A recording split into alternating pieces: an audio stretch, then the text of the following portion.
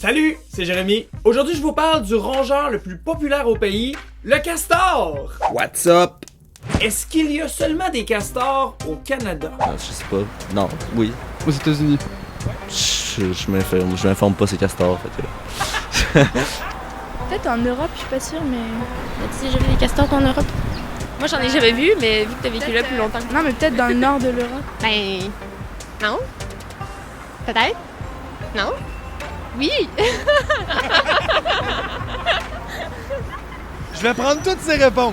Le castor aurait migré en Amérique depuis l'Europe en même temps que les mastodontes à l'époque du Pliocène. Ça, le Pliocène, c'est l'époque où, tu sais, les animaux étaient gros comme les dinosaures, mais ils étaient comme trop comme ceux qu'on a en ce moment pour être badass. Dans le fond, c'est les animaux qui ont chié leur audition pour Jurassic Park. Suivant. Oh, ça a pas bien été.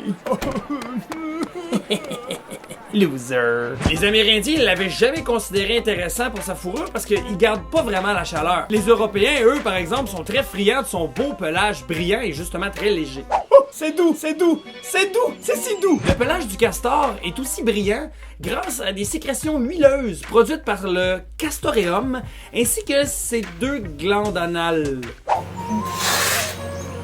L'industrie du castor en Amérique à cette époque-là est extrêmement importante pour l'économie. Voyant que les populations de castors commencent à diminuer, George Simpson, gouverneur de la Compagnie de la baie du Hudson, va imposer un moratoire et des quotas pour protéger les communautés de castors. Alors, messieurs, il faut protéger les castors. On pourrait pas abolir l'esclavage. Non. Quelques années plus tard, notre même Monsieur Simpson, pour répondre à l'expansion massive de la Compagnie de la baie du Hudson vers l'ouest et pour faire compétition aux compagnies américaines dans le même secteur, il va délibérément essayer de massacrer tous les castors de l'État de Washington et de l'Oregon. Il y a encore aujourd'hui des castors en Europe. Ils s'appellent le castor eurasiatique ou le castor fiber. Toutefois, certains pays sont pas très heureux de voir le castor chez eux. Par exemple, en Argentine, en 1946, ils ont eu la brillante idée d'importer 25 couples de castors dans le but d'en faire de l'élevage pour la fourrure. Et puisqu'il n'y a absolument aucun prédateur pour le castor à la terre de feu, ils sont plus de 100 000 aujourd'hui. En fait, le castor vient de débarquer au Chili où il menace les forêts. Ah, je vais vous manger. Il va me manger le tronc! Dit de même, c'est weird. Y'a rien qui le freine! On va avoir du boulot!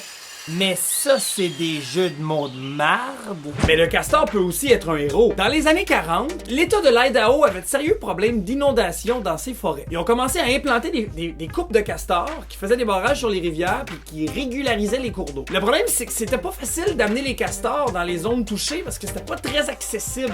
Oh, ça passe pas. Oh, un barrage d'arbres qui bloque un castor. Quelle ironie. Alors l'État de l'Idaho a eu la brillante idée de parachuter des castors. Bon, j'ai 2 boulettes de prête, là. Oh hey, salut, j'arrive à temps pour souper. Hein? Le parachutage de castors a duré pendant plus d'une décennie en Idaho. Alors voilà, il y a des castors partout dans le monde, même dans le ciel.